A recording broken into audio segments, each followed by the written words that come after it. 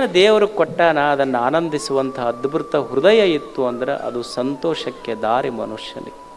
ಅದಕ್ಕೆ ಮೊದಲು ಕಲಿಯುವುದು ಸಂತೋಷಕ್ಕೆ ದಾರಿ. ಏನಿಲ್ಲ, ಏನು ಕರ್ರಗಿರಬಾರ್ದಂತ ಐತೇನು ಮನುಷ್ಯ. ಕಪ್ಪಿದ್ರಿ ಏನು ತೊಂದರೆ ಐತಿ? ಈಗ ನೀವು ನೋಡಿ, ತಾಯಂದಿರದಿರಿ, ನೀವು ಎಷ್ಟು ತೊಲಿದರ ಬಂಗಾರ ಹಾಕಿಸ್ಕೊರಿ ನೀವು ತಾಳಿ, ಆದ್ರೆ ಹಿರಿಯರು ಏನಂತಾರೆ, ಅವು ಒಂದರ ಕರೆಮಣಿ ಇದ್ರೆ ಅದು ಬಂಗಾರಕ್ಕೆ ಭೂಷಣ, ಇರದೇ ಇದ್ರೆ ಅದಕ್ಕೆ ಭೂಷಣನೇ ಇಲ್ಲ ಅಂತ.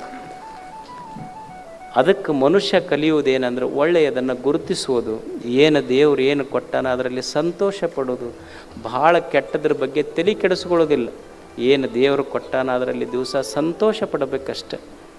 ಒಂದು ದಿವಸ ಏನು ಕೊಟ್ಟಾನ ಇದನ್ನು ಸಂತೋಷವಾಗಿ ಮನುಷ್ಯ ಕಳೆಯುವ ಗುಣ ಕಲಿಯುವುದು. ದೇವರು ಇಷ್ಟು ಅದ್ಭುತವಾದ ಜೀವನ ಕೊಟ್ಟಾನ, ಯಾಕೆ ಪ್ರತಿನಿತ್ಯ ದುಃಖ ಪಡಬೇಕು ಹೇಳಿ ಮನುಷ್ಯನಿಗೆ?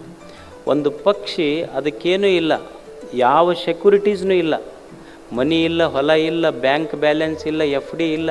ಎಷ್ಟು ಪಕ್ಷಿ ಆಕಾಶದಲ್ಲಿ ಹಾಡ್ತಾ ಹಾಡ್ತಾ ಹಾರ್ತದೆ. ಇಷ್ಟೆಲ್ಲ ಇದ್ದು ಮನುಷ್ಯ ಯಾಕೆ ಅಳಬೇಕು ಜೀವನದಲ್ಲಿ?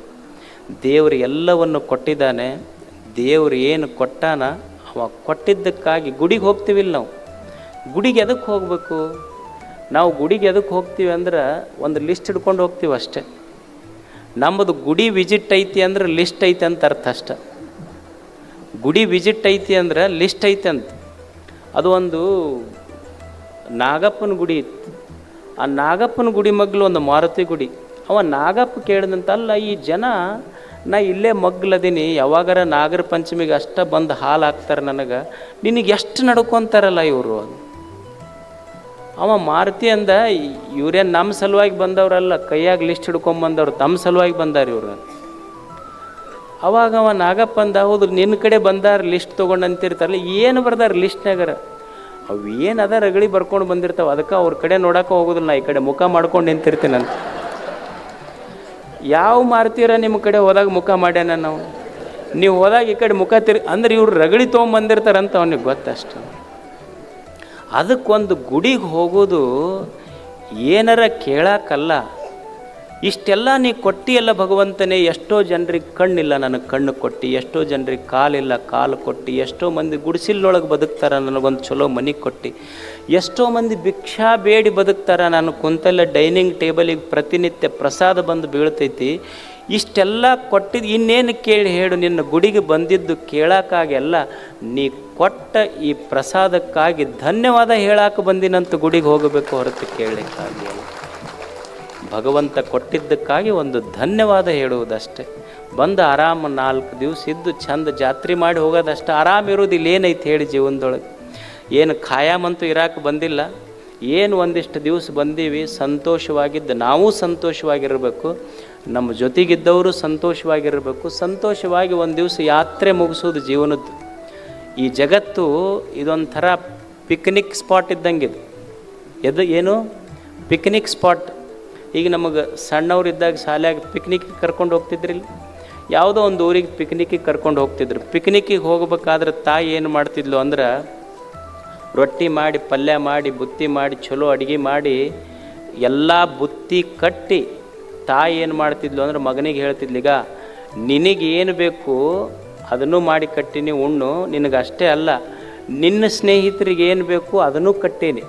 ಇದನ್ನು ತೊಗೊಂಡು ಹೋಗಿ ಚಂದ ಯಾವ ಜಾಗಕ್ಕೆ ಹೋಗಿ ಎಲ್ಲ ನೋಡಿ ಆಡಿ ಉಂಡು ತಿಂದು ಬಾ ಅಂತ ತಾಯಿ ಬುತ್ತಿ ಕೊಟ್ಟು ಕಳಿಸಿದ್ಲು.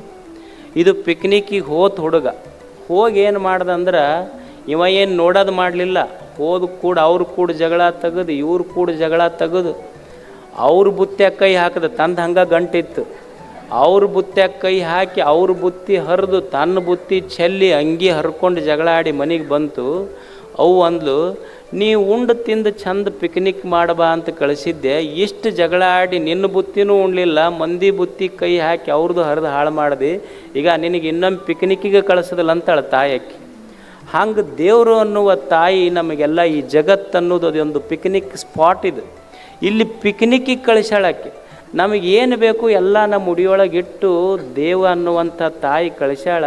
ನಾವು ಸಂತೋಷವಾಗಿ ಉಂಡು ತಿಂದು ಇನ್ನೊಬ್ಬರಿಗೆ ಉಂಡು ತಿಂದು ಸಂತೋಷವಾಗಿ ಇರಾಕೆ ಬಿಟ್ಟು ಚಂದ ಹೋದ್ವಿ, ಮತ್ತು ಇನ್ನೊಮ್ಮೆ ಪಿಕ್ನಿಕ್ಕಿಗೆ ಕಳಿಸ್ತಾರೆ.